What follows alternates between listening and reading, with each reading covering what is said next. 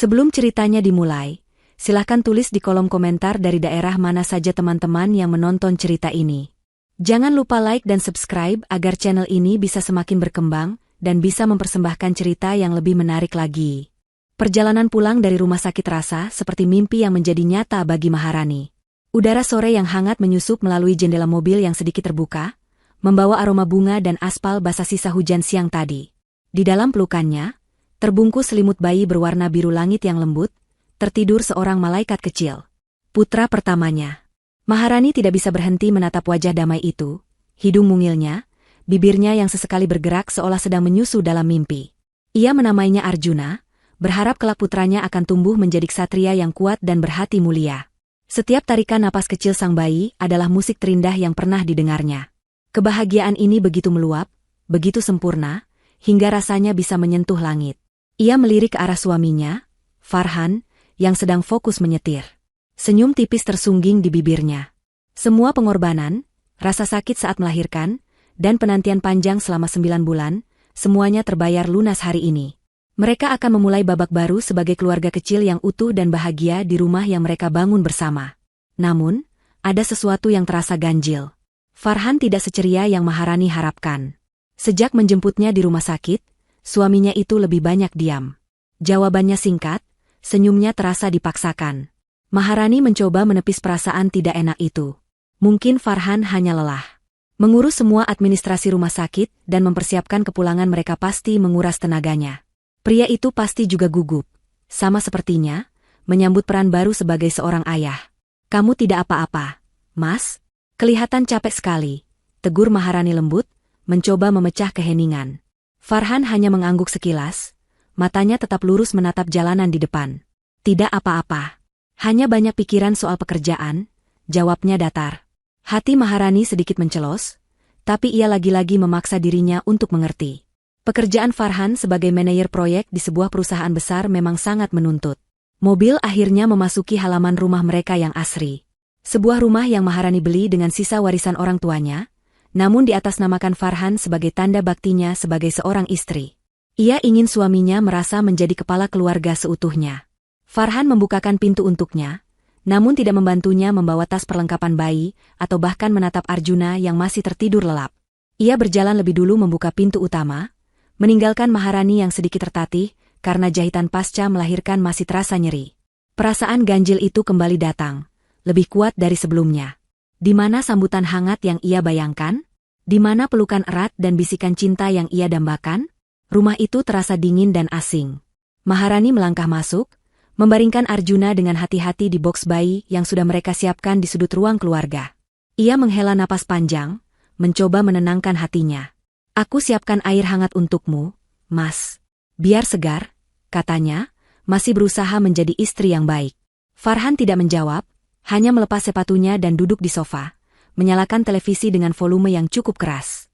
Maharani mengurungkan niatnya, memutuskan untuk membersihkan diri lebih dulu di kamar. Tubuhnya terasa lengket dan lelah. Ia perlu beberapa menit untuk sendiri, mengumpulkan kembali energi dan pikiran positifnya. Saat ia berada di kamar mandi, samar-samar ia mendengar suara bel pintu berbunyi, diikuti suara Farhan yang terdengar lebih bersemangat dari sepanjang hari ini. Siapa yang bertamu sore-sore begini? Setelah selesai berganti pakaian dengan daster yang nyaman, Maharani keluar dari kamar. Langkahnya terhenti di ambang pintu. Jantungnya seolah berhenti berdetak. Di ruang keluarga, di sofa yang seharusnya menjadi saksi kehangatan keluarga baru mereka, Farhan sedang duduk berdampingan dengan seorang wanita. Wanita itu adalah Rania, rekan kerja Farhan yang selama ini Maharani kenal baik dan anggap sebagai teman.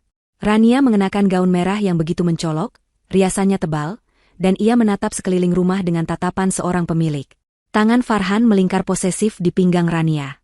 Dunia Maharani seakan runtuh dalam sepersekian detik. Udara di paru-parunya terasa habis. Mas? Rania? Ada apa ini? Suara Maharani bergetar, lebih pelan dari yang ia inginkan. Farhan dan Rania menoleh serempak. Tidak ada ekspresi terkejut di wajah mereka. Yang ada hanya tatapan dingin dari Farhan, dan senyum kemenangan yang licik dari Rania. Farhan bangkit perlahan, berjalan mendekati Maharani. Duduk dulu, Rani. Ada yang perlu kita bicarakan, katanya dengan nada tenang yang dibuat-buat, nada yang justru membuat Maharani semakin ketakutan. Aku tidak mau duduk. Aku mau kamu jelaskan, ada apa ini, Mas? Kenapa Rania ada di sini? Tuntut Maharani, suaranya mulai meninggi, mengabaikan rasa nyeri di perutnya. Bayi Arjuna di dalam boks mulai menggeliat, mungkin merasakan ketegangan di udara. Farhan menghela napas, seolah kesabarannya sudah habis. Baiklah, kalau kamu mau langsung ke intinya, ucapnya dingin. Aku dan Rania saling mencintai. Sudah lama. Aku sudah tidak bisa lagi berpura-pura dengan pernikahan ini. Setiap kata yang keluar dari mulut Farhan bagaikan belati yang menusuk langsung ke jantung Maharani. Napasnya tercekat. Jadi, semua perhatian dan kasih sayang selama ini hanyalah pura-pura? Semua janji manis saat mereka menikah hanyalah kebohongan? Bohong, bisik Maharani lirih, air mata mulai menggenang di pelupuk matanya. Kamu bohong. Kita baru saja punya anak, Farhan. Anak itu tidak mengubah apapun, sahut Rania ketus dari sofa, sambil memeriksa kukunya yang dicat merah menyala. Justru dia hanya akan menjadi beban. Hati Maharani hancur berkeping-keping. Wanita itu, yang dulu sering makan siang bersamanya, yang ia curhati tentang kehamilannya, kini menunjukkan wajah aslinya yang begitu kejam. Farhan seolah setuju dengan ucapan Rania. Ia menatap Maharani tanpa belas kasihan. Aku kasihan padamu, Rani, tapi aku tidak bisa membohongi perasaanku.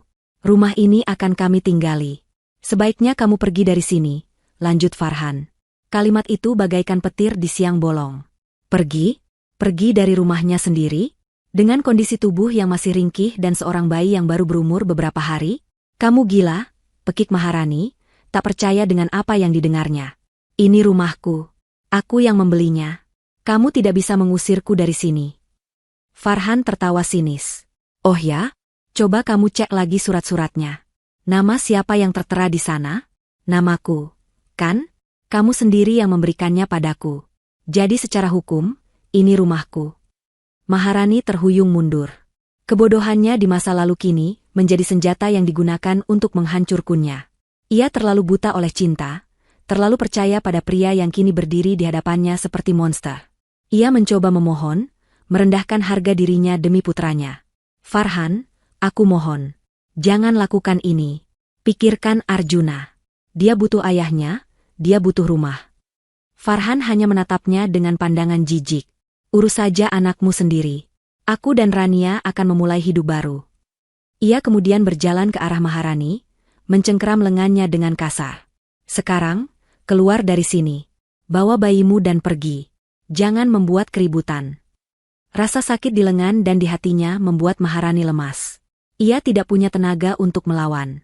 Dengan air mata yang mengalir deras, ia berjalan lunglai ke arah boks bayi, mengangkat tubuh mungil Arjuna dengan tangan bergetar. Ia memeluk putranya erat-erat, seolah hanya itulah satu-satunya sumber kekuatan yang tersisa di dunia.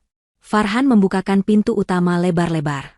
Udara malam yang dingin langsung menerpa kulit Maharani. Di luar, hujan mulai turun, awalnya hanya gerimis, lalu berubah menjadi deras. Pergi, desis Farhan, mendorong pelan punggung Maharani hingga ia terdorong keluar dari ambang pintu. Pintu itu kemudian ditutup dengan keras di belakangnya. Bunyi kunci yang diputar dari dalam terdengar begitu final, seperti vonis hukuman mati. Di tengah hujan deras yang mengguyur tanpa ampun, Maharani berdiri mematung di halaman rumahnya. Pakaiannya basah kuyup dalam sekejap.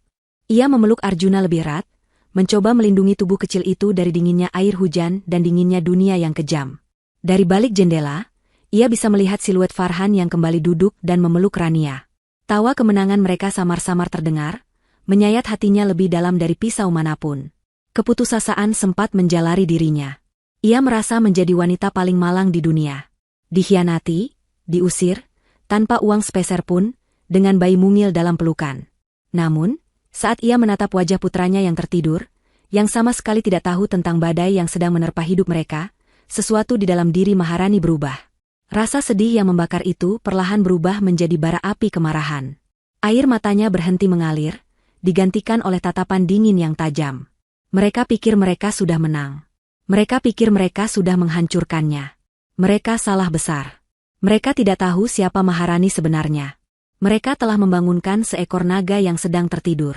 Sambil mengusap air hujan dari wajahnya, Maharani merogoh saku dasternya, mencari ponselnya. Tangannya tidak lagi bergetar karena sedih, melainkan karena amarah yang terkendali. Ia menemukan sebuah nomor yang tersimpan dengan nama kontak, benteng terakhir. Tanpa ragu, ia menekan tombol panggil. Panggilan itu langsung dijawab pada dering pertama. "Halo, Bu," terdengar suara pria yang tenang dan penuh hormat di seberang sana. Itu suara Pak Rahmat, orang kepercayaan ayahnya. Dengan suara yang rendah, dingin, dan penuh penekanan, Maharani memberikan perintahnya. "Pak Rahmat, aktifkan protokol badai. Sekarang juga." Hanya butuh waktu kurang dari 15 menit. Di tengah guyuran hujan yang semakin menjadi-jadi, sebuah sedan hitam mewah berhenti tepat di depan Maharani. Pintu belakang terbuka, dan seorang pria parubaya yang gagah dengan setelan rapi keluar sambil memegang payung besar. Wajahnya yang biasanya tenang kini, mengeras menahan amarah saat melihat kondisi Maharani. Dia adalah Pak Rahmat, pria yang telah mengabdi pada keluarga Wijaya sejak Maharani masih kecil. Dia lebih dari sekadar asisten. Dia adalah pelindung, wali, dan satu-satunya orang di dunia yang tahu rahasia terbesar Maharani. "Nyonya muda," sapanya dengan suara berat, nadanya penuh kekhawatiran. Ia segera memayungi Maharani dan bayinya, melindungi mereka dari hujan yang tanpa ampun. Maharani tidak mengatakan apa-apa. Wajahnya pucat dan tanpa ekspresi, tetapi matanya menyeratkan badai yang siap mengamuk. Pak Rahmat mengerti. Tanpa banyak bertanya, ia dengan sigap mengambil alih tas perlengkapan bayi yang entah bagaimana terlempar ke dekat pot bunga, lalu dengan lembut membimbing Maharani masuk ke dalam mobil yang hangat dan kering. Di dalam, ia langsung menyelimuti Maharani dan Arjuna dengan selimut kasmir tebal yang selalu tersedia di mobil. "Kita langsung ke The Sanctuary, Bu," kata Pak Rahmat sambil menutup pintu. Mobil pun melaju dengan mulus, meninggalkan rumah yang penuh kenangan pahit itu di belakang. Perjalanan itu diisi keheningan yang pekat. Maharani hanya menatap kosong keluar jendela, melihat lampu-lampu kota yang kabur oleh titik-titik air hujan. Pikirannya berkecamuk, memutar ulang kejadian beberapa saat lalu seperti sebuah film rusak.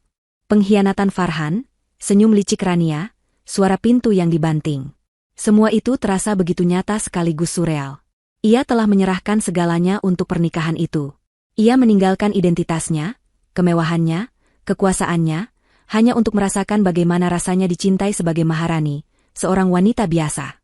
Ia ingin seorang pria yang tulus, yang melihatnya bukan sebagai pewaris tahta Nusantara Group, salah satu konglomerasi terbesar di Asia Tenggara. Dan ia pikir, ia telah menemukannya pada diri Farhan, seorang manajer proyek yang cerdas dan tampak sederhana. Betapa bodohnya dia. Betapa naifnya dia. Ayahnya pasti akan sangat kecewa jika melihat keadaannya sekarang. Mobil berhenti di basement sebuah gedung pencakar langit yang menjulang megah di pusat distrik bisnis kota. Ini bukan gedung biasa. Ini adalah The Sanctuary, properti pribadi milik keluarga Wijaya. Pak Rahmat membawanya melalui lift pribadi yang langsung menuju ke lantai paling atas. Sebuah penthouse yang luasnya melebihi luas rumah yang baru saja merenggut kebahagiaannya. Saat pintu lift terbuka, Maharani disambut oleh pemandangan yang spektakuler. Dinding kaca dari lantai ke langit-langit menyajikan panorama kota yang berkelip seperti permadani permata. Interiornya dirancang dengan gaya minimalis modern yang elegan, perpaduan sempurna antara teknologi dan kenyamanan. Ini adalah markasnya, pusat komandonya, tempat di mana ia bisa menjadi dirinya yang sesungguhnya. Seorang dokter pribadi dan 2 orang perawat bayi sudah menunggunya dengan sigap. "Selamat datang kembali, Nyonya Maharani," sapa sang dokter dengan hormat. Sementara Arjuna diperiksa dan dirawat dengan sangat baik oleh para perawat, Maharani dibimbing oleh Pak Rahmat menuju kamar utama.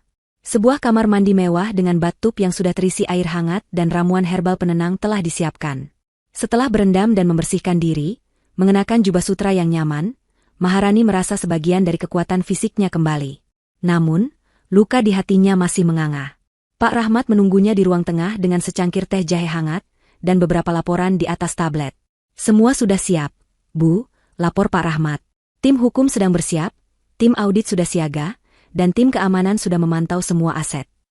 Maharani duduk di sofa kulit yang empuk, menatap layar raksasa yang menempel di dinding. Dengan beberapa sentuhan pada tablet di depannya, Pak Rahmat menampilkan gambar dari berbagai sudut di dalam rumah yang baru saja ia tinggalkan. Resolusinya begitu jernih, suaranya begitu jelas. Sistem pengawasan tersembunyi yang ia pasang sebagai bagian dari protokol keamanan standar di semua aset miliknya kini menjadi alat terbaiknya. Di layar, ia melihat Farhan dan Rania. Mereka sedang menari-nari di ruang tamu, merayakan kemenangan mereka dengan sebotol sampanye mahal yang mereka temukan di lemari pendingin. Sampanye yang dibeli Maharani untuk merayakan kelahiran putra mereka. "Lihat mereka, Pak Rahmat," desis Maharani, matanya terpaku pada layar. Mereka menari di atas puing-puing hatiku. Mereka pikir mereka sudah mendapatkan segalanya. Ia melihat Rania berlari ke kamar tidur mereka, membuka lemari pakaiannya, dan mulai mencoba gaun-gaun dan perhiasan milik Maharani. Rania berpose di depan cermin, tertawa genit pada Farhan yang menyusulnya. Wow, sayang. Kamu terlihat 100 kali lebih pantas memakainya daripada si kampungan itu. Suara Farhan terdengar jelas dari speaker. Dia tidak punya selera sama sekali. Beruntung kita berhasil menyingkirkannya. Sekarang semua ini milik kita. Setiap kata mereka bagaikan tambahan bahan bakar ke dalam api amarah Maharani yang sudah menyala. Kampungan? Dia, Maharani Wijaya, disebut kampungan oleh seorang manajer rendahan yang hidup dari gajinya? Bukannya menangis, Maharani justru tersenyum. Senyum yang dingin dan mengerikan, yang membuat Pak Rahmat, yang sudah mengenalnya seumur hidup, sedikit bergidik. Ini adalah senyum Maharani saat ia akan menghancurkan lawannya dalam rapat dewan direksi. Ini adalah senyum sang ratu yang tahtanya diusik. Biarkan mereka menikmati surga sesaat, ucap Maharani pelan, suaranya berbahaya. Biarkan mereka merasakan bagaimana rasanya menjadi raja dan ratu di istana curian. Karena besok, aku akan mengubah surga itu menjadi neraka ciptaan mereka sendiri. Ia mengambil tablet dari tangan Pak Rahmat. Jarinya menari dengan cepat di atas layar, membuka bagan organisasi Nusantara Group. Ia berhenti pada sebuah nama, Farhan. Manajer proyek, divisi konstruksi. Di bawahnya, nama Rania. Asisten manajer. Begitu kecil.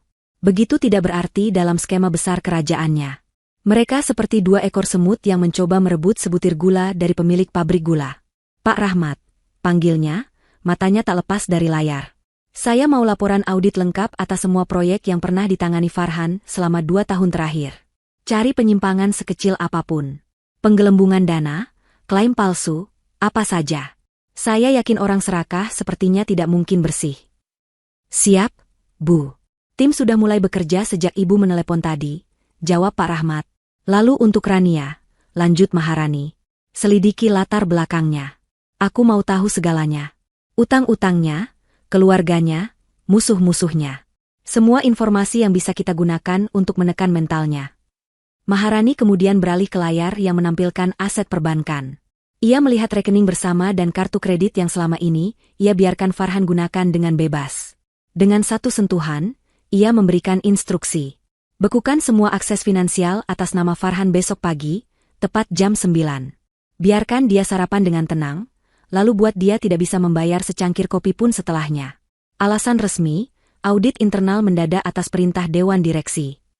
Rencananya mulai terbentuk di kepalanya, sebuah strategi penghancuran yang pelan, sistematis, dan menyakitkan. Ia tidak akan langsung memecat mereka. Itu terlalu mudah, terlalu cepat. Ia ingin mereka menderita. Ia ingin mereka merasakan kepanikan, ketakutan, dan saling menyalahkan. Ia ingin mereka hancur dari dalam, sebelum ia memberikan pukulan terakhir yang akan melenyapkan mereka selamanya. Mereka telah mengambil rumahku dan mencoba merusak keluargaku. Gumam Maharani pada dirinya sendiri, sambil menatap putranya yang kini sudah dipindahkan ke boks bayi mewah di sudut ruangan. Aku akan mengambil segalanya dari mereka. Pekerjaan mereka, reputasi mereka, harga diri mereka, dan kebebasan mereka. Mereka akan belajar, dengan cara yang paling menyakitkan, bahwa mereka telah salah memilih musuh. Malam itu, di puncak kota yang gemerlap, sang ratu telah kembali ke singgasananya. Dan dari atas sana, ia mulai mengatur bidak-bidak caturnya untuk sebuah permainan balas dendam yang mematikan. Pagi menjelang dengan sinar matahari keemasan yang menerobos masuk melalui jendela kamar utama. Farhan terbangun, meregangkan tubuhnya di atas kasur empuk yang terasa begitu nyaman. Di sampingnya, Rania masih tertidur pulas. Wajahnya terlihat damai. Farhan tersenyum puas. Inilah hidup yang sesungguhnya. Ia menatap sekeliling kamar yang luas dan mewah itu. Semuanya miliknya sekarang. Tidak ada lagi Maharani, wanita membosankan yang penampilannya selalu sederhana dan bicaranya terlalu lembut. Wanita yang tidak sepadan dengannya. Kini ia punya Rania, wanita yang bergairah, ambisius, dan secantik dirinya. Dan yang terpenting, ia punya rumah ini, mobil mewah di garasi, dan akses ke kehidupan kelas atas. Menyingkirkan Maharani adalah keputusan terbaik yang pernah ia buat. Ia merasa seperti seorang raja yang baru saja merebut tahtanya. Kemenangan ini terasa begitu manis. Pagi, sayang, sapa Rania dengan suara serak, matanya perlahan terbuka. Ia tersenyum dan melingkarkan tangannya di leher Farhan. Pagi, ratuku, balas Farhan, memberinya kecupan singkat. Bagaimana rasanya tidur di istana baru kita? Rania tertawa. Sempurna. Aku sudah punya banyak ide untuk merombak tempat ini. Dinding warna krem ini terlalu membosankan, seperti pemilik sebelumnya. Aku mau sesuatu yang lebih berani, mungkin warna emas atau marun. Farhan mengangguk setuju. Lakukan apapun yang kamu mau. Uang bukan masalah. Mereka berdua tertawa, merasa berada di puncak dunia. Setelah sarapan seadanya karena belum sempat berbelanja, mereka memutuskan untuk merayakan kebebasan mereka dengan pergi ke mall paling mewah di kota. Rania sudah menyusun daftar barang-barang yang ingin ia beli. Tas desainer, sepatu edisi terbatas, perhiasan baru. Farhan, dengan angkuh, menyetujuinya. Ia ingin memanjakan Rania, menunjukkan pada dunia bahwa ia adalah pria sukses yang bisa memberikan segalanya untuk wanitanya. Namun, surga kecil mereka mulai menunjukkan retakan pertamanya di sebuah butik ternama. Setelah Rania memilih tas tangan seharga ratusan juta rupiah, Farhan dengan gaya sombongnya mengeluarkan kartu kredit utamanya, kartu platinum dengan limit tak terbatas yang selama ini selalu ia andalkan. Ia menyerahkannya pada kasir. Beberapa saat kemudian, kasir itu kembali dengan wajah sedikit canggung. Mohon maaf, Pak, kartunya ditolak. Farhan mengerutkan kening. Ditolak? Tidak mungkin. Coba lagi. Kasir itu mencobanya sekali lagi. Hasilnya sama. Masih tidak bisa, Pak. Mungkin ada gangguan jaringan? Wajah Farhan mulai memerah karena menahan malu. Beberapa pengunjung lain mulai melirik ke arah mereka. Rania menatapnya dengan pandangan tidak sabar. Pakai kartu yang lain saja, Mas, desisnya. Dengan sedikit gugup, Farhan mengeluarkan kartu kredit lainnya dari dompet. Ditolak. Satu lagi. Ditolak juga. Keringat dingin mulai membasahi pelipisnya. Ini tidak masuk akal. Semua kartunya terhubung dengan rekening gajinya dan rekening bersama yang selama ini diisi oleh Maharani. Seharusnya tidak ada masalah. Dengan menahan malu, ia membatalkan pembelian itu dan menarik Rania keluar dari butik. Ada apa sih? Kenapa jadi memalukan begini? Semprot Rania, kesal. Aku tidak tahu. Mungkin benar ada masalah sistem di bank. Nanti aku telepon. Jawab Farhan, mencoba terdengar tenang padahal kepanikan mulai menjalari dirinya. Setibanya di kantor, suasana terasa aneh. Orang-orang yang biasanya menyapanya dengan ramah kini, hanya memberinya anggukan singkat, atau bahkan pura-pura tidak melihat. Para bawahannya yang dulu sering mengajaknya bercanda kini berbicara padanya dengan nada yang sangat formal. Farhan mencoba mengabaikannya, menganggap semua orang hanya sedang sibuk. Namun, perasaan tidak nyaman itu terus menempel. Ia merasa seperti ada sepasang mata tak terlihat yang mengawasinya dari setiap sudut. Masalah sesungguhnya baru dimulai saat ia membuka email tentang proyek terbarunya, pembangunan apartemen mewah, The Grand Elysium. Sebuah email dari pemasok marmer impor utama dari Italia, memberitahukan bahwa mereka secara sepihak membatalkan kontrak kerjasama mereka karena alasan restrukturisasi internal perusahaan. Farhan terperanjat. Pemasok itu adalah kunci dari keseluruhan desain lobi dan interior apartemen. Mencari pengganti dengan kualitas setara dalam waktu singkat adalah hal yang mustahil. Proyeknya terancam molor berbulan-bulan. Ia mencoba menghubungi direktur perusahaan pemasok itu, namun panggilannya selalu dialihkan atau tidak diangkat. Saat ia sedang kalut, salah satu insinyur lapangannya menelepon dengan nada panik. Pak Farhan, gawat, ada temuan baru dari tim geologi independen. Laporan survei tanah yang kita pegang ternyata tidak akurat. Ada rongga di bawah tanah persis di lokasi pondasi utama. Kita harus menghentikan semua pengeboran sekarang juga. Dunia Farhan seakan berputar. Laporan survei tanah yang tidak akurat? Bagaimana bisa? Laporan itu sudah divalidasi oleh konsultan terpercaya. Rangkaian kesialan ini terlalu kebetulan untuk menjadi sebuah kebetulan. Ia membanting teleponnya ke meja, amarahnya meledak. Ia mulai meneriaki bawahannya, menuduh mereka tidak kompeten dan ceroboh. Ia menjadi sosok bos yang tiran, melampiaskan frustrasinya pada semua orang di sekitarnya, membuat mereka semakin menjaga jarak darinya. Di sisi lain gedung, Rania juga sedang mengalami hari yang buruk. Ia sedang mempresentasikan ide kampanye pemasaran terbarunya di hadapan beberapa direktur senior. Ide yang ia yakini akan membuatnya dipromosikan. Namun, presentasinya dibantai habis-habisan. Para direktur yang biasanya mudah dibujuk, kini berubah menjadi kritikus yang tajam. Mereka mempertanyakan setiap data yang ia sajikan, menyoroti setiap kelemahan dalam strateginya, dan mengkritik anggarannya yang membengkak. Angka proyeksi Anda ini didapat dari mana, Sdri? Rania? Ini lebih terlihat seperti angan-angan daripada riset pasar yang solid, sindir salah satu direktur. Rania keluar dari ruang rapat dengan wajah merah padam, menahan tangis dan amarah. Reputasinya yang ia bangun dengan susah payah terasa hancur dalam sekejap. Malam itu, rumah mewah yang seharusnya menjadi istana mereka, berubah menjadi medan perang. Farhan pulang dengan membawa semua stres dari pekerjaannya. Rania menyambutnya bukan dengan senyuman, melainkan dengan rentetan keluhan tentang hari buruknya. Ini semua gara-gara kamu terlalu banyak drama kemarin. Sekarang semua orang di kantor memandangku aneh. Tuduh Rania. Farhan yang sudah pusing tidak terima disalahkan. Jangan menyalahkanku. Kamu pikir hariku mudah?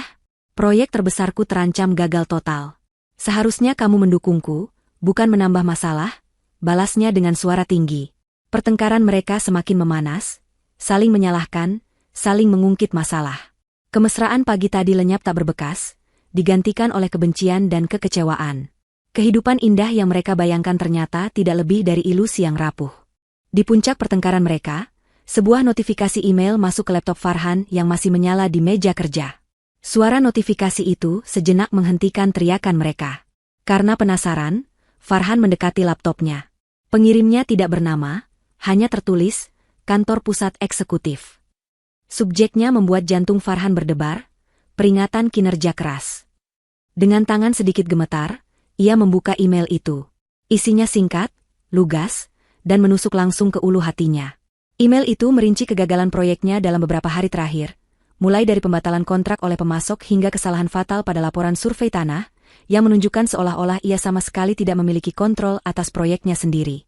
Lalu, di paragraf terakhir, terdapat kalimat yang membuatnya membeku ketakutan. Dewan Direksi sangat prihatin dengan kinerja Anda.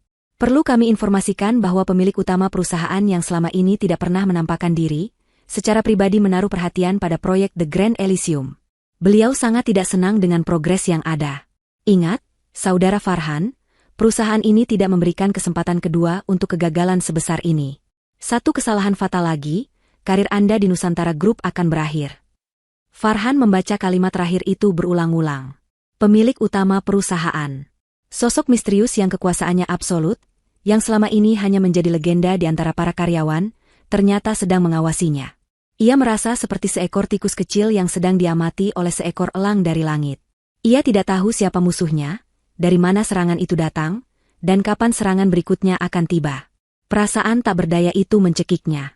Istana kemenangannya kini terasa seperti penjara yang dingin dan penuh ancaman. Hari-hari berikutnya terasa seperti siksaan yang berjalan lambat bagi Farhan dan Rania. Tekanan di kantor semakin menjadi-jadi. Farhan bekerja seperti orang gila, mencoba memadamkan api masalah di proyeknya. Namun setiap kali satu masalah selesai, 3 masalah baru muncul entah dari mana. Timnya mulai kehilangan kepercayaan padanya. Reputasinya sebagai manajer andal kini hancur lebur, berganti menjadi cap sebagai pemimpin yang panik dan tidak kompeten. Rania pun tidak lebih baik. Ia diasingkan di departemennya.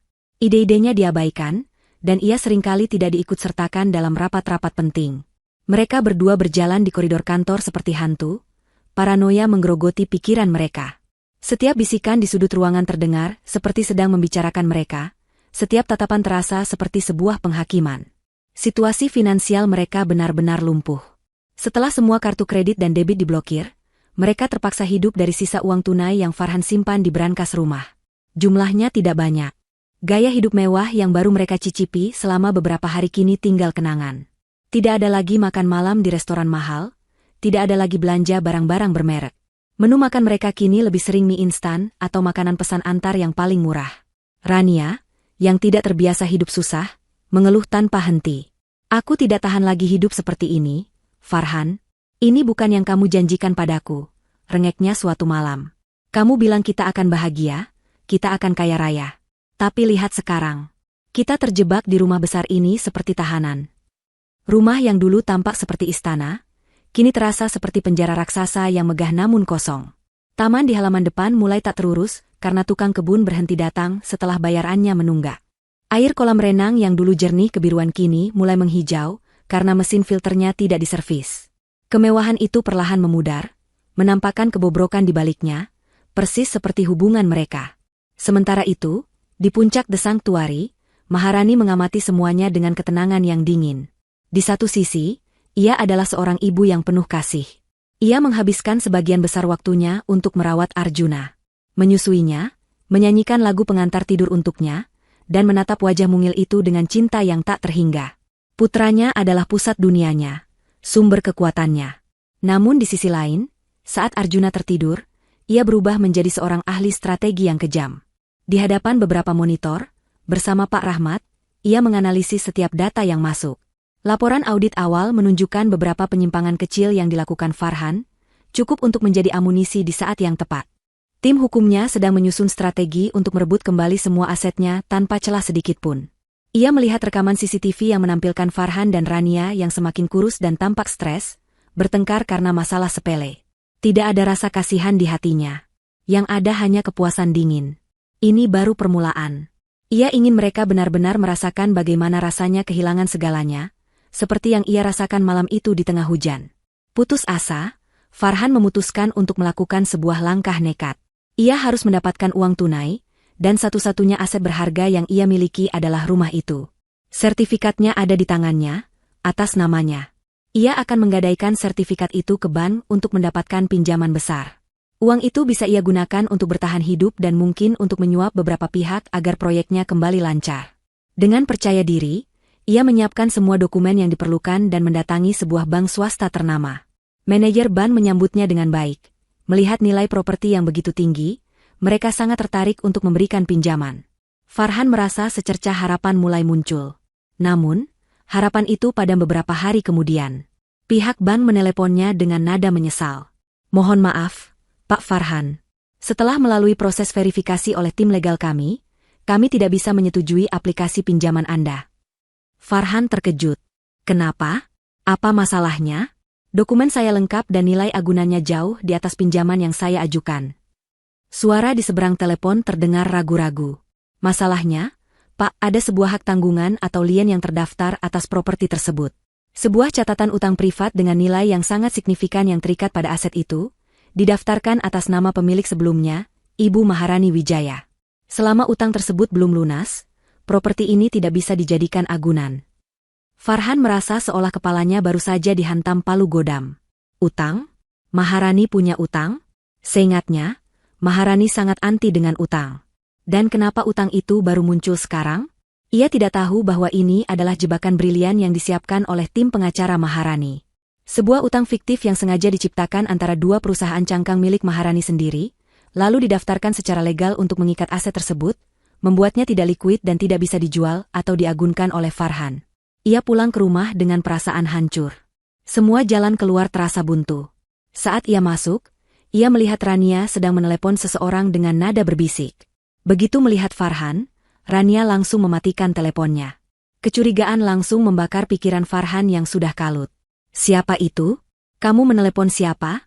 tuduhnya dengan kasar. "Bukan urusanmu," balas Rania ketus. Pertengkaran paling hebat sepanjang hubungan mereka pun meledak. Farhan menuduh Rania sudah punya rencana untuk meninggalkannya sekarang setelah ia tidak punya uang. Rania balas menuduh Farhan sebagai pria gagal yang hanya bisa berjanji manis. Mereka saling membongkar aib, saling menghina dengan kata-kata paling keji. Cinta yang dulu mereka agung-agungkan kini terbukti tidak lebih dari nafsu dan keserakahan yang dibungkus kebohongan. Tepat di tengah badai amarah mereka, bel pintu berbunyi. Dengan kesal, Farhan membanting pintu hingga terbuka. Seorang kurir berseragam menyerahkan sebuah amplop coklat tebal berlogo, sebuah firma hukum ternama. Farhan menandatangani bukti terima tanpa peduli, lalu merobek amplop itu dengan kasar. Di dalamnya ada setumpuk dokumen resmi. Matanya menyapu baris pertama. Surat peringatan dan tagihan utang. Dokumen itu ditujukan kepada para penghuni properti di alamat. Farhan membaca lebih lanjut. Surat itu merinci utang bernilai miliaran rupiah atas nama Maharani Wijaya kepada sebuah perusahaan finansial.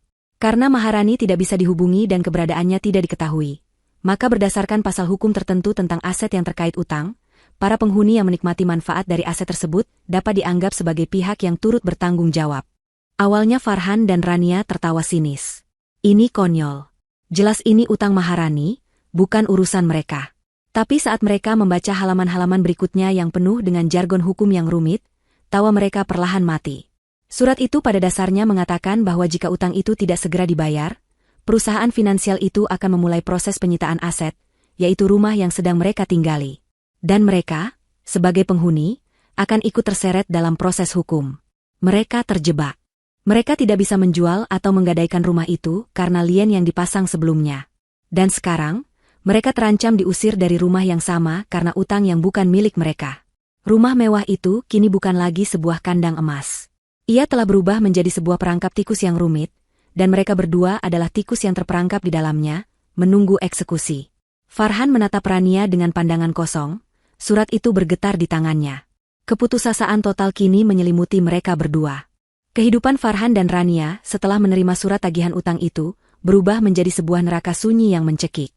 Mereka terperangkap. Setiap hari mereka bangun di dalam rumah mewah itu, namun kemegahannya kini terasa seperti sebuah ejekan.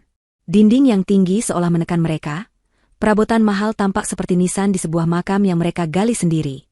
Kecemasan menjadi teman akrab mereka, monster tak terlihat yang duduk bersama mereka di meja makan dan berbaring di antara mereka di tempat tidur pada malam hari. Mereka mencoba mencari bantuan hukum, menghubungi beberapa pengacara yang nomornya mereka temukan di internet. Namun, percakapan itu selalu berakhir sama. Begitu mereka menyebutkan nilai utang yang fantastis dan tidak memiliki uang sepeser pun untuk biaya konsultasi awal, para pengacara itu dengan cepat kehilangan minat dan menutup telepon. Mereka benar-benar sendirian, terisolasi di pulau kemewahan mereka yang karam. Mereka hampir tidak pernah bicara lagi. Untuk apa? Setiap percakapan hanya akan berujung pada pertengkaran, saling menyalahkan atas nasib buruk yang menimpa mereka. Farhan menghabiskan waktunya mondar-mandir seperti singa dalam kandang, pikirannya buntu. Rania lebih sering mengurung diri di kamar, menatap pantulan wajahnya yang kuyu di cermin, meratapi kecantikannya yang mulai pudar karena stres. Mereka hidup dari sisa-sisa makanan kaleng di dapur. Aroma pengap dan debu mulai menyelimuti rumah yang tak terurus itu. Surga yang mereka rebut dengan paksa, kini telah membusuk dari dalam. Suatu malam, di tengah keheningan yang menyesakan saat mereka sedang memakan makan malam hambar mereka, sebuah suara notifikasi email dari laptop Farhan memecah kesunyian. Dengan lesu, Farhan membukanya, tidak mengharapkan apa-apa selain mungkin email sampah atau penolakan lain dari bank. Namun, email kali ini berbeda. Pengirimnya adalah Sekretariat Korporat Nusantara Group, dengan tanda prioritas tinggi. Jantung mereka berdebar kencang saat membaca subjeknya, undangan resmi, Rapat Umum Pemegang Saham Luar Biasa, RUPSLB. Dengan tangan gemetar, Farhan membuka isinya. Undangan itu diformat dengan sangat resmi, ditujukan kepada seluruh jajaran manajer senior dan kepala divisi. Rapat akan diadakan pada hari Jumat minggu depan di ruang Dewan Direksi Utama, lantai 88 Gedung Nusantara Tower. Farhan dan Rania membaca agenda rapat itu dengan napas tertahan. Poin pertama, evaluasi komprehensif kinerja manajer senior kuartal terakhir. Perut mereka terasa mulas. Mereka tahu kinerja mereka hancur lebur. Ini pasti saatnya mereka akan diinterogasi habis-habisan. Namun, poin agenda kedualah yang membuat mata mereka terpaku. Pengenalan resmi dan pidato perdana dari pemilik utama perusahaan. Sosok misterius itu akhirnya akan menampakkan diri. Ketakutan yang mencekam seketika bercampur dengan sebersit harapan yang liar dan putus asa. Ini dia. Ini satu-satunya kesempatan mereka. Mungkin, jika mereka bisa berbicara langsung dengan sang pemilik, mereka bisa menjelaskan semuanya. Mereka bisa menceritakan tentang sabotase yang mereka alami, tentang kesialan beruntun yang menimpa mereka. Mereka bisa memohon belas kasihan, menunjukkan penyesalan, dan meyakinkan sang pemilik akan potensi mereka yang sesungguhnya. Harapan irasional itu tumbuh dengan cepat, seperti rumput liar di tanah yang tandus. Keputusasaan mereka kini berubah menjadi energi yang panik. Ini kesempatan kita, Rania, seru Farhan, matanya berkilat-kilat untuk pertama kalinya setelah berminggu-minggu. Kita harus tampil sempurna. Kita harus bisa merebut hati sang pemilik. Mendadak, mereka kembali menjadi sebuah tim. Mereka menghabiskan hari-hari berikutnya untuk bersiap seolah akan menghadapi ujian penentu hidup mati. Mereka mengumpulkan semua laporan kinerja lama mereka yang masih bagus, menyusun pidato pembelaan yang penuh dengan kata-kata manis dan alasan yang dibuat-buat. Rania bahkan memaksa Farhan untuk menggunakan sisa uang tunai terakhir mereka untuk membawa jas terbaik mereka ke Penatu agar terlihat sempurna. Mereka berdelusi bahwa penampilan luar bisa menutupi kehancuran di dalam. Sementara mereka sibuk dengan persiapan yang sia-sia, di markasnya yang tenang, Maharani sedang memimpin rapat persiapan yang sesungguhnya. Di hadapan tim hukum, tim audit, dan Pak Rahmat, ia menyusun setiap detail dari RUPSLB itu. Rapat itu hanyalah sebuah panggung sandiwara yang ia rancang sendiri. Setiap direktur sudah diberi pengarahan. Setiap pertanyaan sudah disiapkan. Bukti-bukti audit yang memberatkan Farhan sudah dicetak dalam berkas-berkas tebal. Rekaman CCTV yang menunjukkan arogansi Rania sudah disiapkan untuk diputar. Saya tidak mau ada celah sedikit pun, kata Maharani dengan nada tegas. Ini bukan hanya tentang memecat mereka. Ini tentang mengirimkan pesan kepada semua orang di perusahaan ini. Pengkhianatan tidak akan pernah ditoleransi di dalam kerajaan saya. Di tengah kesibukannya, ia berhenti sejenak dan berjalan ke kamar putranya. Arjuna sedang tertidur di boksnya, napasnya teratur dan damai. Maharani mengelus pipinya yang lembut. Wajah inilah yang memberinya kekuatan. Balas dendam ini bukan lagi didasari oleh kebencian murni, melainkan oleh insting seorang ibu untuk melindungi masa depan anaknya. Ia sedang membersihkan istananya dari para pengkhianat dan penjilat, memastikan bahwa warisan yang akan ia serahkan pada Arjuna kelak adalah sebuah kerajaan yang kokoh, bersih, dan tak tergoyahkan. Ia akan menunjukkan pada putranya bahwa seorang pemimpin, terutama seorang wanita, harus memiliki kekuatan untuk menghancurkan mereka yang mencoba menghancurkannya. Malam sebelum hari rapat, Farhan dan Rania sedang melakukan gladi bersih terakhir, melatih pidato mereka di depan cermin. Mereka sudah berhasil meyakinkan diri mereka sendiri bahwa semuanya akan baik-baik saja. Saat itulah Farhan memutuskan untuk membaca ulang email undangan itu sekali lagi, hanya untuk memastikan tidak ada detail yang terlewat. Matanya menyapu teks undangan itu hingga ke bagian paling bawah. Ada sebuah catatan kaki yang ditulis dengan huruf kecil, sebuah detail yang dalam kepanikannya sempat ia abaikan. Catatan, bacanya perlahan. Khusus untuk saudara Farhan dan Sdri. Rania, sehubungan dengan adanya rencana restrukturisasi ruang kerja, diharapkan agar Anda membawa serta semua barang-barang pribadi dari meja kerja Anda saat menghadiri rapat besok. Hal ini dilakukan untuk efisiensi proses transisi. Darah seolah surut dari wajah Farhan. Ia membaca kalimat itu lagi, lalu Rania membacanya dari balik bahunya. Untuk efisiensi proses transisi, bisik Rania, suaranya bergetar. Kenapa perintah ini hanya ditujukan untuk mereka berdua? Mengosongkan meja? Itu adalah prosedur standar untuk karyawan yang akan pindah divisi, atau untuk karyawan yang akan dipecat. Harapan yang telah mereka bangun dengan susah payah selama seminggu terakhir hancur berkeping-keping dalam sekejap. Udara di ruangan terasa dingin. Mereka saling pandang, dan di mata masing-masing, mereka melihat ketakutan yang sama. Undangan yang tadinya mereka anggap sebagai tiket emas menuju keselamatan, kini terasa seperti surat panggilan menuju tiang gantungan. Perjalanan menuju gedung Nusantara Tower pagi itu, terasa seperti perjalanan terpanjang dan paling sunyi dalam hidup Farhan dan Rania. Tidak ada sepatah kata pun yang terucap di antara mereka di dalam mobil. Keduanya tenggelam dalam pikiran masing-masing, mencoba menyangkal firasat buruk yang semakin kuat mencengkeram hati mereka. Farhan memegang kemudi dengan tangan yang basah oleh keringat, sementara Rania tak henti-hentinya merapikan riasannya di cermin kecil, seolah kesempurnaan penampilan bisa menjadi perisai dari malapetaka yang menanti. Pemandangan kota yang sibuk di luar jendela tampak berjalan normal, kontras dengan kekacauan di dalam jiwa mereka. Gedung Nusantara Tower yang menjulang tinggi di depan mereka, tampak seperti sebuah monumen raksasa yang mengintimidasi.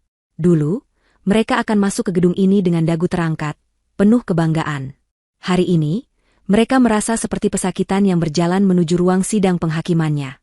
Saat melangkah masuk ke lobi utama yang megah, mereka langsung merasakan atmosfer yang berbeda. Tatapan para karyawan yang berpapasan dengan mereka terasa aneh, sebuah campuran antara rasa ingin tahu dan kasihan. Bahkan petugas keamanan yang biasanya menyapa mereka dengan ramah kini, hanya memberi anggukan kaku. Setiap pasang mata terasa seperti jarum yang menusuk kulit mereka. Lift eksekutif yang membawa mereka naik ke lantai 88 terasa bergerak terlalu cepat, seolah ikut bersemangat mengantarkan mereka pada kehancurannya. Pintu lift terbuka, menampilkan koridor panjang yang dilapisi karpet merah tebal, menuju satu-satunya pintu di ujungnya, pintu ruang Dewan Direksi. Dinding koridor itu dihiasi foto-foto almarhum Hadrian Wijaya, pendiri Nusantara Group sekaligus ayah Maharani. Tatapan tegas dari foto-foto itu seolah mengikuti setiap langkah mereka, menghakimi mereka dalam diam. Mereka melihat beberapa kepala divisi lain berjalan tergesa-gesa di depan mereka, semuanya dengan wajah tegang dan menolak untuk melakukan kontak mata. Ketika mereka akhirnya tiba di depan pintu kayu jati raksasa itu, seorang staf sekretariat menyambut mereka. Silakan masuk, Bapak Farhan, Ibu Rania. Kursi Anda sudah disiapkan, katanya dengan nada datar tanpa senyum. Mereka melangkah masuk ke dalam ruangan yang dingin dan senyap. Ruang dewan direksi itu begitu luas, dengan meja mahoni panjang yang berkilauan di tengahnya, dikelilingi oleh kursi-kursi kulit berwarna hitam. Di belakang meja, dinding kaca raksasa menyuguhkan pemandangan kota dari ketinggian yang membuat siapapun merasa berkuasa. Semua jajaran pemimpin perusahaan sudah duduk di sana. CEO, para direktur, semua wajah yang mereka kenal. Tidak ada yang berbicara. Semua orang hanya duduk tegak, menatap lurus ke depan. Suasananya begitu mencekam, lebih mirip suasana upacara pemakaman daripada rapat perusahaan. Nama mereka tertulis di dua kursi yang letaknya agak terpisah dari yang lain, sedikit lebih dekat ke tengah, membuat mereka terasa seperti sedang dipajang. Dan di ujung meja, kursi utama yang paling besar dan megah, masih kosong. Kursi sang pemilik. Waktu terasa berjalan merangkak. Setiap detik yang berlalu menambah beban di dada mereka. Farhan mencoba mengingat kembali poin-poin pembelaan yang sudah ia siapkan, namun otaknya terasa kosong. Rania berusaha keras mempertahankan ekspresi angkuhnya, namun jemarinya yang saling meremas di bawah meja mengkhianati kegelisahannya. Mereka bisa merasakan tatapan seluruh ruangan tertuju pada mereka, penuh selidik. Mereka adalah pusat perhatian, dua ekor domba yang sudah digiring ke altar persembahan, tinggal menunggu kedatangan sang algojo. Tepat pukul 9 pagi, CEO perusahaan, seorang pria tua yang biasanya berwibawa, bangkit dari kursinya. Wajahnya tampak pucat. Ia berdeham, mencoba membersihkan tenggorokannya yang terasa kering. Terima kasih atas kehadiran Bapak dan Ibu sekalian, mulainya dengan suara yang sedikit bergetar. Sesuai dengan agenda yang telah disampaikan, kita akan segera memulai rapat umum pemegang saham luar biasa ini. Pemilik utama perusahaan akan segera bergabung dengan kita untuk memimpin rapat secara langsung. Sesaat setelah ia selesai berbicara, dua orang petugas keamanan berbadan tegap yang sejak tadi berdiri kaku di sisi pintu, bergerak serempak. Mereka menarik kedua daun pintu raksasa itu hingga terbuka lebar, menciptakan sebuah panggung dramatis di ambang pintu. Seluruh ruangan menahan napas. Semua kepala serentak menoleh ke arah pintu yang terbuka. Siapakah sosok legendaris yang akan muncul? Seorang investor tua dari luar negeri? Seorang konglomerat misterius? Keheningan di ruangan itu begitu pekat, hingga suara detak jantung pun seolah bisa terdengar. Dari cahaya terang di koridor, sebuah siluet muncul. Siluet seorang wanita. Wanita itu melangkah masuk dengan perlahan dan mantap. Ruangan itu dipenuhi desahan kaget yang tertahan. Farhan dan Rania membelalakan mata mereka, tidak percaya dengan apa yang mereka lihat. Jantung Farhan serasa berhenti berdetak, sementara Rania merasakan seluruh darah di tubuhnya seolah surut ke kaki. Di ambang pintu itu, berdiri Maharani. Tapi ini bukanlah Maharani yang mereka kenal, bukan wanita sederhana yang mereka usir ke jalanan. Wanita di hadapan mereka adalah sosok yang sama sekali berbeda. Ia mengenakan setelan celana berwarna biru tua yang dijahit sempurna, memancarkan aura kekuasaan dan keanggunan. Rambutnya yang dulu biasa diikat seadanya, kini tertata dalam sanggul modern yang rapi, memperlihatkan lehernya yang jenjang. Wajahnya dirias dengan riasan yang tajam dan tegas, menonjolkan tulang pipinya yang tinggi dan matanya yang menatap lurus ke depan dengan kilat yang dingin.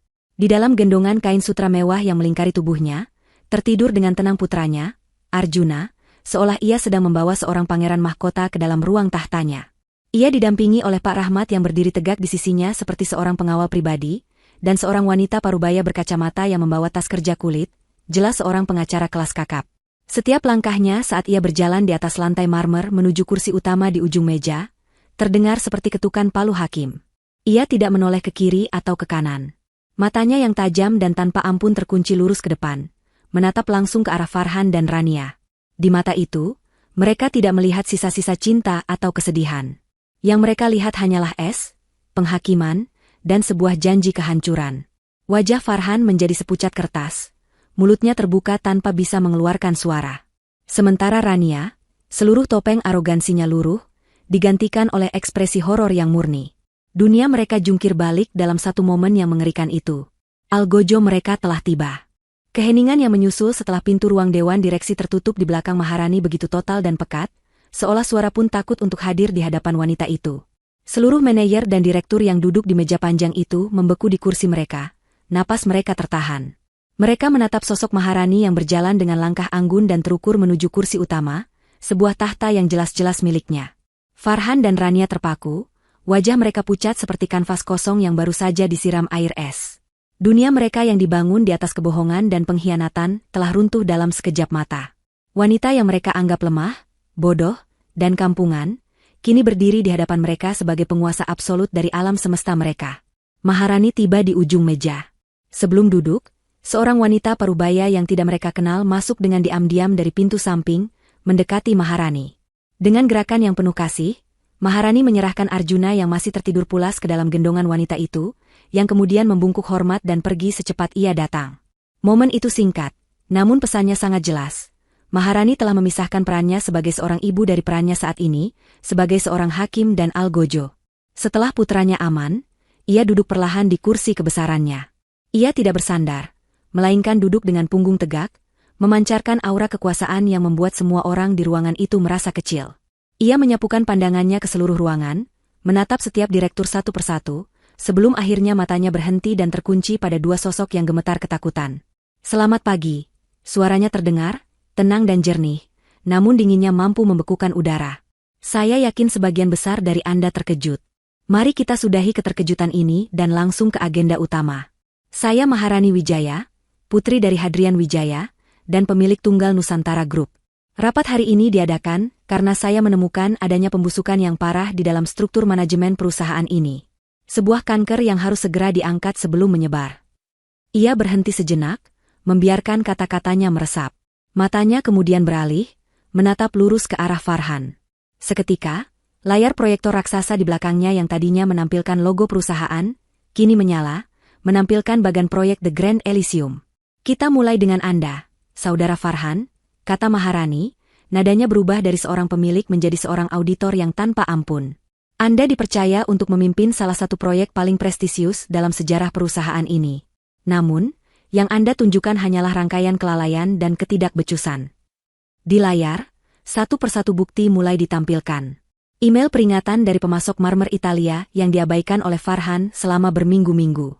Analisis teknis yang menunjukkan bahwa laporan survei tanah yang lebih murah dan tidak akurat sengaja dipilih oleh tim Farhan untuk memotong anggaran secara ilegal, mengorbankan standar keselamatan. "Semua kesialan yang menimpa proyek Anda," lanjut Maharani, "bukanlah kesialan. Itu adalah konsekuensi langsung dari arogansi dan kelalaian Anda." Wajah Farhan memucat hingga keabu-abuan. Ia ingin membantah, ingin berteriak bahwa semua itu sabotase, tapi lidahnya keluh. Bukti-bukti yang ditampilkan terlalu telak, terlalu detail. Kemudian, Maharani beralih ke pukulan berikutnya. "Namun, ketidakbecusan bukanlah satu-satunya dosa Anda." Layar kembali berubah, kini menampilkan laporan audit forensik. Angka-angka, diagram alur transaksi, dan salinan faktur palsu terpampang dengan jelas. "Tim audit saya menemukan adanya penyelewengan dana yang sistematis," jelas Maharani. "Anda membuat perusahaan vendor fiktif, menyetujui faktur untuk pekerjaan yang tidak pernah ada, dan mengalihkan dana perusahaan ke rekening pribadi melalui beberapa lapisan transaksi yang rumit. Anda pikir kami bodoh?" Para direktur di ruangan itu terkesiap. Mereka menatap Farhan dengan pandangan jijik. Pria yang mereka kenal sebagai manajer bintang yang sedang naik daun, ternyata adalah seorang penipu murahan. "Anda bukan hanya seorang manajer yang tidak kompeten," kata Maharani, suaranya menusuk tajam. "Anda adalah seorang pencuri." Setelah menghancurkan Farhan secara profesional, tatapan Maharani beralih ke Rania, yang sejak tadi menunduk, berharap lantai marmer bisa menelannya hidup-hidup. "Dan Anda, Saudari Rania," ucap Maharani. Layar kembali berubah. Kini menampilkan data kinerja Rania selama setahun terakhir. Target penjualan yang tidak pernah tercapai, laporan proyek yang selalu terlambat, dan beberapa catatan disipliner mengenai perilakunya. Kontribusi Anda pada perusahaan ini nyaris nol. Anda hanyalah benalu yang bertahan hidup dengan menjilat atasan dan mencuri ide rekan kerja Anda. Wajah Rania memerah karena malu dan marah. Tapi Maharani belum selesai. Namun, kejahatan terbesar Anda bukanlah soal kinerja. Maharani memberi isyarat pada Pak Rahmat. Sebuah audio diputar melalui sistem pengeras suara di ruangan itu. Suara Rania yang melengking dan penuh cemoohan seketika memenuhi ruangan, begitu jernih seolah ia sedang mengucapkannya di sana. Itu adalah rekaman dari malam pertama mereka di rumah Maharani. "Lihat saja wanita kampungan itu, Mas. Beruntung kita berhasil menyingkirkannya. Dia pikir uangnya bisa membeli kelas? Hahaha. Wanita bodoh itu tidak akan pernah tahu apa yang menimpanya." Seluruh ruangan terdiam, mendengarkan hinaan keji itu. Rania menutup wajahnya dengan kedua tangan, tubuhnya terguncang oleh isak tangis tanpa suara. reputasinya, harga dirinya, semuanya dilucuti habis-habisan di depan semua orang penting di perusahaan. Maharani mematikan audio itu. Ia membiarkan keheningan yang canggung dan penuh penghakiman itu menggantung selama beberapa saat. Ia menatap kedua sosok yang kini telah hancur lebur di hadapannya. Ia telah mematahkan semangat mereka, menghancurkan karir mereka, dan mempermalukan mereka hingga ke tulang. Sekarang, saatnya untuk vonis akhir. Berdasarkan bukti-bukti yang tak terbantahkan mengenai penyalahgunaan wewenang, penipuan terhadap perusahaan, dan perilaku tidak etis yang sangat tercela, Maharani memulai kalimatnya, suaranya pelan namun mematikan. Setiap kata diucapkannya dengan penekanan yang dingin. Saudara Farhan dan Sdri. Rania, atas nama Dewan Direksi dan sebagai pemilik utama Nusantara Group, dengan ini saya nyatakan hubungan kerja Anda dengan perusahaan ini berakhir. Efektif detik ini juga. Kalian dipecat. Kata dipecat itu menggema di ruangan yang sunyi. Farhan akhirnya tersentak dari kelumpuhannya. Keputusasaan membuatnya nekat. Tidak, teriaknya, bangkit dari kursinya dengan kasar. Kamu tidak bisa melakukan ini padaku, Rani. Maharani, dengar, aku ini suamimu, ayah dari anakmu. Teriakan itu terdengar menyedihkan. Rania hanya bisa menangis terseduh-seduh, tak mampu berkata-kata. Maharani menatap Farhan, dan untuk pertama kalinya, ia menunjukkan sedikit emosi di wajahnya. Bukan amarah, melainkan rasa jijik yang mendalam. Suami, ulangnya dengan nada sinis. Hubungan itu sudah kau akhiri sendiri saat kau melemparku ke jalanan di tengah hujan, bersama bayiku yang baru berumur beberapa hari. Ia kemudian menekan sebuah tombol di hadapannya. Pintu utama kembali terbuka dan dua petugas keamanan yang tadi masuk kembali dengan langkah tegap. Tolong antar sampah ini keluar dari gedung saya. Perintah Maharani, suaranya kembali datar dan tanpa emosi. Ia lalu menoleh pada pengacaranya. Oh, dan satu hal lagi untukmu, Farhan. Tim pengacara saya akan mengirimkan surat gugatan cerai beserta tuntutan ganti rugi miliaran rupiah ke alamatmu besok pagi. Sekarang, keluar dari kantor saya, dan pastikan kalian berdua sudah angkat kaki dari rumah saya sebelum malam tiba. Penekanan pada kata, rumah saya, adalah belati terakhir yang ia tancapkan ke jantung Farhan, sebuah penegasan absolut tentang siapa pemenang dalam perang ini. Perintah Maharani adalah sebuah dekret mutlak. Kedua petugas keamanan itu tidak ragu sedikitpun. Mereka berjalan tegap menuju Farhan dan Rania. Farhan mencoba melawan, memberontak seperti binatang yang terpojok. Jangan sentuh aku. Lepaskan. Teriaknya, mencoba melepaskan cengkraman kuat petugas di lengannya. Namun tenaganya tidak sebanding. Ia diseret paksa dari kursinya. Rania lebih pasrah. Tubuhnya lemas tak bertenaga. Ia hanya bisa menangis histeris saat seorang petugas wanita membantunya berdiri dan menuntunnya keluar. Pemandangan itu begitu menyedihkan sekaligus mengerikan. Seluruh jajaran direksi hanya bisa menatap dalam diam, tidak berani bergerak atau bersuara, menjadi saksi bisu dari sebuah eksekusi korporat yang brutal. Pintu ruang dewan direksi tertutup di belakang mereka, membanting dengan suara keras yang seolah menandai akhir dari kehidupan mereka yang dulu. Mereka diseret menyusuri koridor berkarpet merah itu, koridor yang sama yang beberapa saat lalu mereka lewati dengan harapan semu. Kini, koridor itu terasa seperti jalan panjang menuju tiang gantungan. Beberapa karyawan yang kebetulan lewat di ujung koridor berhenti, dan menatap dengan pandangan tak percaya. Bisik-bisik langsung terdengar. Berita tentang kejatuhan sang manajer bintang dan asistennya menyebar secepat kilat ke seluruh penjuru gedung. Saat mereka tiba di lift, Farhan mencoba menggunakan kartu aksesnya untuk terakhir kali, berharap ada keajaiban. Lampu merah menyala disertai bunyi penolakan yang keras, akses ditolak. Pada saat yang sama, Rania yang mencoba membuka aplikasi komunikasi internal perusahaan di ponselnya mendapati dirinya sudah terlogout secara paksa. Dalam hitungan menit, identitas korporat mereka telah dihapus sepenuhnya. Mereka bukan lagi siapa-siapa di gedung itu. Mereka hanyalah dua orang pesakitan yang sedang diusir. Perjalanan turun dengan lift terasa seperti jatuh ke dalam jurang tak berdasar. Petugas keamanan mengantar mereka hingga ke lobi utama yang ramai. Lobi yang megah dengan lantai marmer yang berkilauan, tempat di mana mereka sering berjalan dengan angkuh, kini menjadi panggung kehinaan terbesar mereka. Begitu cengkraman petugas terlepas, mereka berdiri terhuyung di tengah lobi, menjadi pusat perhatian ratusan pasang mata. Kenyataan akhirnya menghantam mereka dengan kekuatan penuh. Tidak ada pekerjaan, tidak ada uang, tidak ada reputasi. Sebentar lagi, tidak ada rumah. Kepanikan yang murni dan primitif akhirnya mengambil alih akal sehat mereka. Tepat pada saat itu, pintu lift pribadi yang terletak di sudut lobi terbuka. Maharani melangkah keluar, berjalan dengan tenang menuju pintu keluar utama, seolah tidak menyadari keberadaan mereka. Melihat Maharani, melihat satu-satunya orang yang bisa mengubah nasib mereka, membuat sesuatu di dalam diri Farhan patah. Logika, harga diri, dan sisa-sisa keangkuhannya lenyap seketika. Dengan teriakan putus asa yang lebih mirip raungan hewan terluka, ia berlari menerjang ke depan, bukan untuk menyerang, tapi untuk memohon. Ia menjatuhkan dirinya di lantai marmer yang dingin, tepat di hadapan langkah kaki Maharani. Ia bersujud, memeluk pergelangan kaki Maharani dengan erat, merendahkan dirinya hingga ke titik terendah. Maharani, Rani, kumohon, maafkan aku, isaknya, air mata dan ingus membasahi wajahnya. Aku bersalah. Aku tahu aku salah. Aku dibutakan oleh uang dan ambisi. Aku mohon, beri aku satu kesempatan lagi. Demi anak kita, Rani, demi Arjuna. Kata-katanya keluar tak beraturan, sebuah permohonan yang kacau dan menyedihkan. Melihat tindakan Farhan, Rania pun ikut tersadar. Dengan sisa tenaga yang ia punya, ia merangkak mendekat dan ikut bersujud di samping Farhan. Gaun mahalnya kini kotor oleh debu lantai. Maafkan saya, Bu Maharani. Saya mohon ampun. Saya hanya ikut-ikutan Farhan. Saya akan melakukan apa saja, Bu. Saya akan jadi pembantu ibu seumur hidup, asal ibu mau memaafkan saya. Ratapnya, suaranya parau karena menangis. Seluruh lobi senyap. Aktivitas seolah berhenti. Semua orang, dari jajaran eksekutif hingga petugas kebersihan, menatap pemandangan yang surreal itu. Dua manajer yang dulu begitu berkuasa dan angkuh, kini bersujud dan menangis seperti anak kecil di kaki wanita yang pernah mereka injak-injak. Maharani berhenti melangkah. Ia menatap ke bawah, pada dua sosok menyedihkan yang menempel di kakinya. Wajahnya tetap tenang, sedingin es di kutub utara.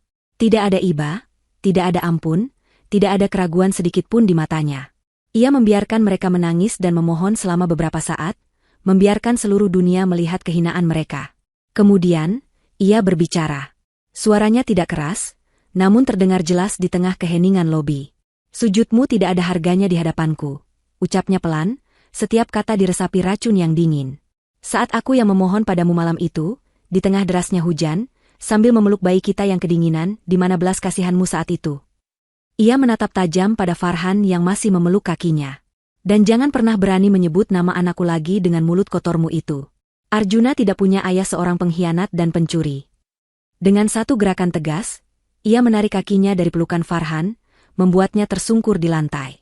Ia kemudian melangkah, berjalan memutari mereka berdua seolah mereka adalah kotoran yang harus dihindari. Pak Rahmat, yang sejak tadi berdiri siaga di belakangnya, maju selangkah, menjadi benteng tak terlihat antara Maharani dan masa lalunya yang busuk. Ia menatap Farhan dan Rania dengan pandangan penuh penghinaan. Sudah selesai, ucapnya singkat, sebuah kalimat yang menandakan bahwa tidak ada lagi harapan. Maharani terus berjalan lurus menuju pintu putar kaca, tidak pernah menoleh ke belakang sedikitpun. Ia melangkah keluar dari bayang-bayang gedung itu, menuju cahaya matahari sore yang cerah, meninggalkan Farhan dan Rania yang masih tersungkur dalam kehancuran mereka di atas lantai marmer yang dingin, diiringi tatapan ratusan pasang mata. Babak penderitaan mereka baru saja dimulai. Setelah Maharani melangkah pergi, meninggalkan gema penghakimannya di lobi yang sunyi, Farhan dan Rania masih tersungkur di lantai marmer yang dingin untuk waktu yang terasa seperti selamanya. Kehinaan total telah melumpuhkan mereka. Akhirnya, dua orang petugas keamanan yang sama, dengan wajah tanpa ekspresi, mengangkat mereka dengan paksa, setengah menyeret, setengah mendorong mereka menuju pintu keluar. Setiap langkah adalah sebuah siksaan. Ratusan pasang mata yang menatap mereka terasa seperti ribuan jarum panas yang menusuk kulit. Mereka bisa mendengar bisikan-bisikan, melihat senyum sinis di beberapa wajah, dan merasakan gelombang penghinaan yang begitu pekat. Pintu kaca raksasa itu akhirnya tertutup di belakang mereka, membanting dengan suara berat yang seolah menjadi penanda akhir dari dunia yang pernah mereka kenal.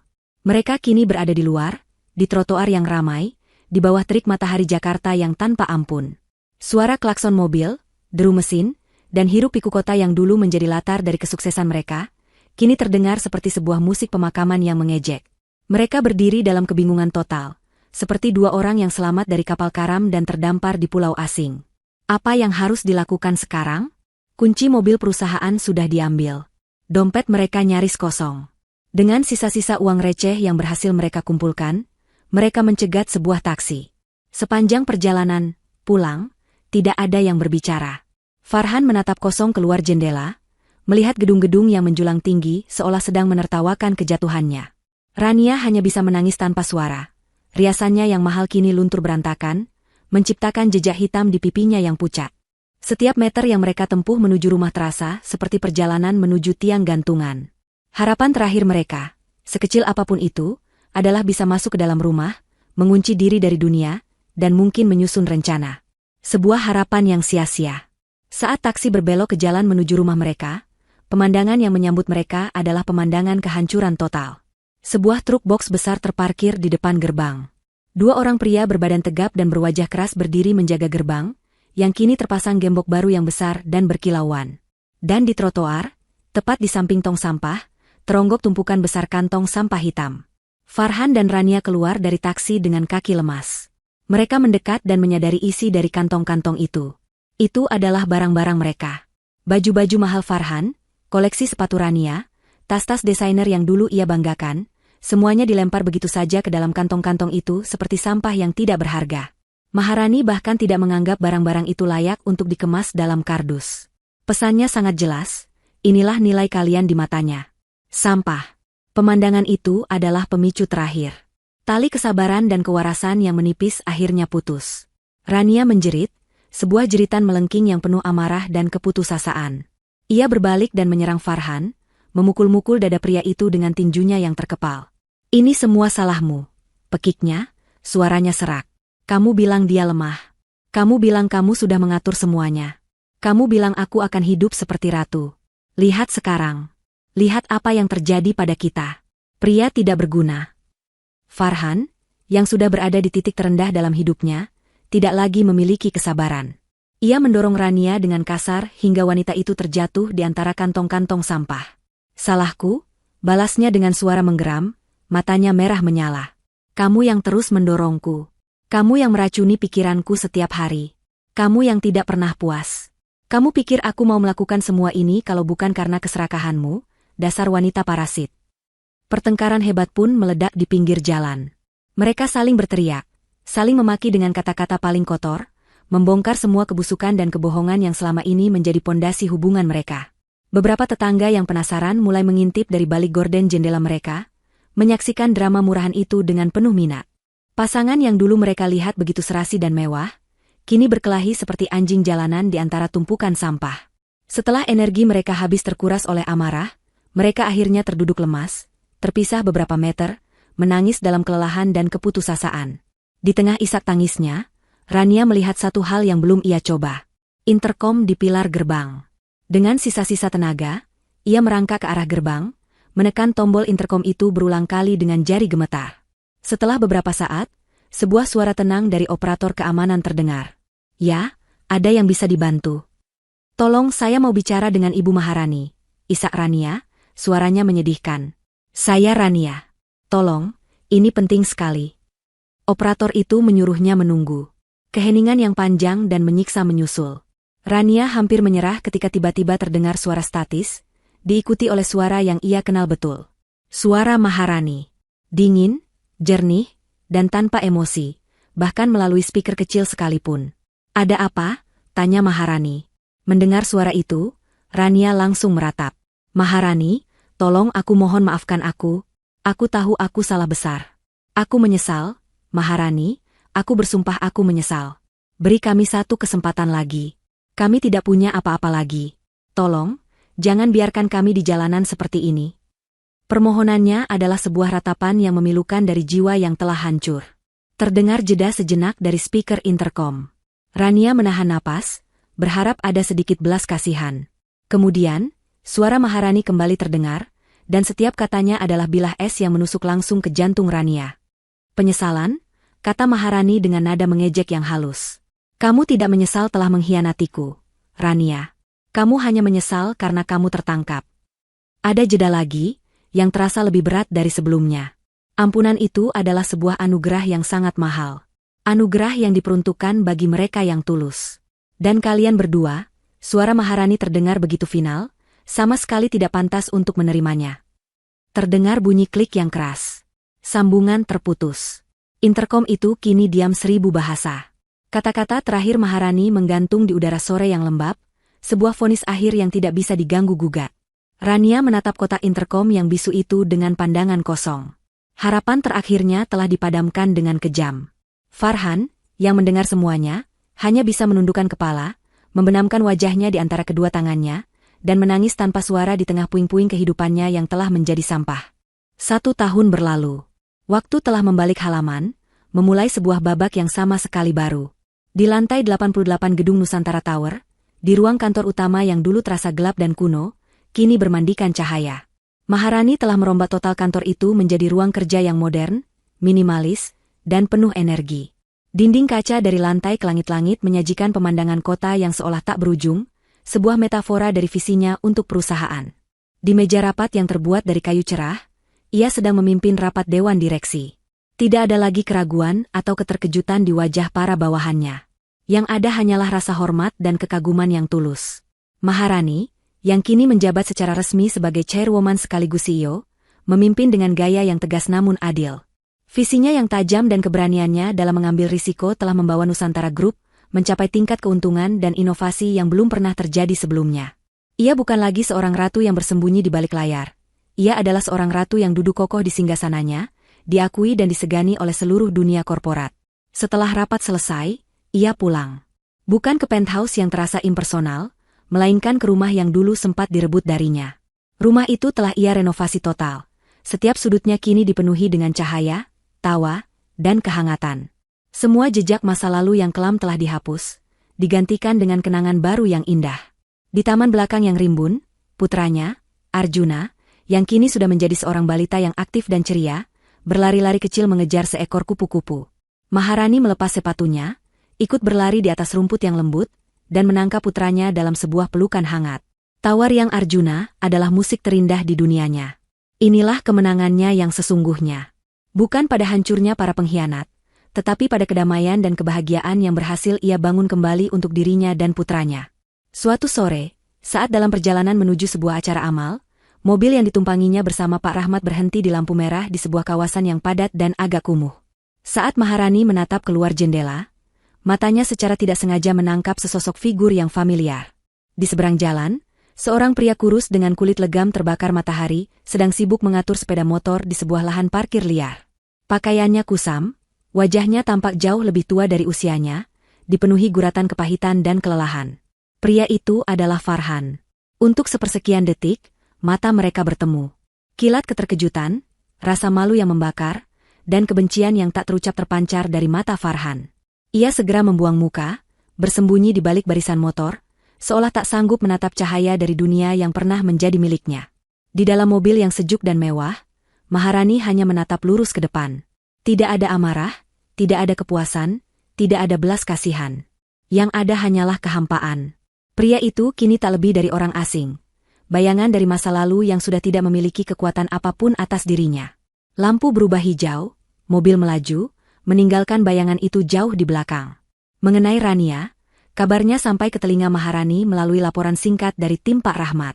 Setelah berpisah dengan Farhan beberapa minggu setelah mereka diusir, Rania mencoba bertahan hidup di Jakarta dengan mengandalkan penampilannya. Namun, reputasinya sudah hancur lebur. Tidak ada perusahaan yang mau menerimanya. Terlilit utang dan putus asa, ia pindah ke kota lain, berharap bisa memulai hidup baru. Kabar terakhir yang samar-samar terdengar adalah ia terlibat dengan orang-orang yang salah, terjerat dalam lingkaran setan kehidupan malam yang kelam. Nasibnya menjadi sebuah cerita peringatan yang menyedihkan tentang keserakahan yang berakhir dengan kehancuran total. Maharani mendengarkan laporan itu tanpa komentar. Itu adalah takdir yang mereka pilih sendiri. Pagi berikutnya, Maharani terbangun sebelum fajar. Ia berjalan ke balkon kamarnya yang luas, memegang secangkir teh hangat. Udara pagi terasa sejuk dan bersih. Tak lama kemudian, sepasang kaki kecil menepuk-nepuk di belakangnya. Arjuna, dengan piyama bergambar dinosaurusnya, memeluk kakinya. Maharani tersenyum, mengangkat putranya ke dalam pelukannya. Bersama-sama, mereka menatap ke ufuk timur. Garis cahaya berwarna jingga, merah muda, dan keemasan mulai merobek kegelapan malam, menjanjikan hari yang baru. Matahari terbit dengan megah, menyinari kerajaan yang telah ia bangun kembali dengan tangan dan kekuatannya sendiri. Ia memeluk Arjuna lebih erat, mencium puncak kepalanya yang harum. Kita berhasil, sayang, bisiknya lembut, lebih pada dirinya sendiri. Kita bangun kerajaan kita sendiri. Di atas meja kecil di sudut balkon, tergeletak koran bisnis pagi itu. Angin sepau-sepau membuka halamannya, menampilkan sebuah foto besar Maharani yang sedang tersenyum percaya diri. Judul berita di bawahnya tertulis dengan huruf tebal yang mencolok, Maharani Wijaya dinobatkan sebagai CEO terbaik Asia, pimpin Nusantara Group ke puncak kejayaan baru. Kemenangannya tidak hanya bersifat pribadi, tetapi juga diakui oleh dunia. Ia tidak hanya merebut kembali apa yang menjadi haknya. Ia telah melampauinya, menjadi versi terbaik dari dirinya sendiri. Sinar matahari pagi yang hangat menyinari wajahnya dan wajah putranya, sebuah penutup sempurna dari sebuah kisah tentang kejatuhan dan kebangkitan, tentang pengkhianatan dan keadilan, tentang seorang ratu yang merebut kembali tahtanya dan membangun masa depan yang jauh lebih cemerlang.